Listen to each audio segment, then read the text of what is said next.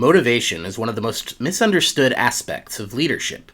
Too often leaders assume that incentives, perks, or pressure will push people to perform. But lasting motivation doesn't come from the outside, it comes from within. In this section, we'll explore how communicators can shape that inner drive. We'll look at the psychology behind what really motivates people and how your words, tones, and actions can either spark or stifle engagement. You'll learn how to recognize intrinsic motivators, things like autonomy, mastery, and purpose, and communicate in ways that strengthen them. And we'll also look at how emotional intelligence, recognition, and storytelling can transform routine updates into messages that actively energize your team. By the end of this section, you'll have practical tools for diagnosing what drives your team, and for using communication as the spark that keeps those drivers alive. There are two primary forces that drive people: extrinsic motivation, things like pay, recognition, or promotion, and intrinsic motivation, which comes from meaning, purpose, and personal growth. On the left, you'll see the typical leadership levers: rewards, deadlines, and performance targets. They work, but only for a while. On the right, the focus shifts inward. When people feel trusted, valued, and part of something bigger, motivation becomes self-sustaining. As communicators, your role is to bridge that space, to turn performance messages into purpose messages. When teams understand why their work matters, not just what they're supposed to deliver, engagement naturally follows. So, as a starting question, ask yourself, where in your organization do you see communication focused more on compliance than connection? And what could shift that toward purpose? It's important to remember here that true engagement doesn't come from enthusiasm alone. It comes from ownership. When people feel that their work and decisions matter, motivation becomes self-sustaining. Research shows that 3 psychological needs, autonomy, mastery, and purpose, drive that ownership. They're universal motivators that keep people invested long after the initial excitement fades. So here are the 3 pillars side by side. Autonomy is the sense of freedom and trust to decide how to deliver results. Mastery is the urge to keep improving and learning.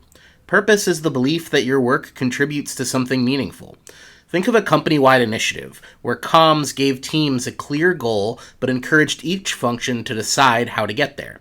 They highlighted progress stories instead of micromanaging tasks, and they connected every update back to how the initiative served customers. That's autonomy, mastery, and purpose in one action. Communicated, not mandated. When we design messages that reinforce these needs, we're not just informing people, we're inviting them to engage. Another core concept to internalize is that people don't remember facts and directives. They remember meaning. The most effective leaders don't just tell teams what to do, they show them why that matters. Meaning fuels motivation because it connects everyday work to a shared story.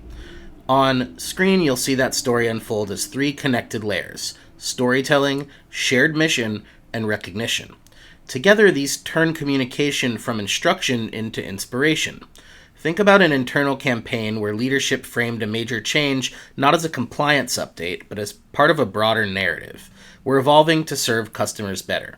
Teams were invited to share their own stories of adaptation, and leadership spotlighted those efforts company-wide. That combination of story, mission, and recognition made people feel seen, not just informed. As communicators, that's your leverage point. You don't just tell the organizational story, you help everyone find themselves inside it, including your own team. Motivation without empathy risks becoming manipulation.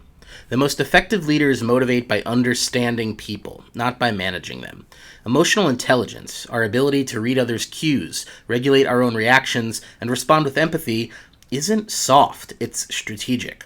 It determines whether communication inspires trust or triggers resistance. So here's a simple model for emotionally intelligent communication. It starts with awareness of both self and others. From there, leaders demonstrate empathy by asking before assuming and listening before leading. That understanding then fuels motivation because people feel seen and supported rather than directed. Picture a manager rolling out a tough policy change. Instead of sending a polished announcement, she hosts a short listening session first, asking how people feel about the shift and what support they need. She acknowledges the discomfort, then connects the change back to shared goals. That's emotional intelligence in action, using empathy to transform potential resistance into renewed alignment. Communicators can coach leaders to do exactly that, translate emotion into understanding and understanding into action.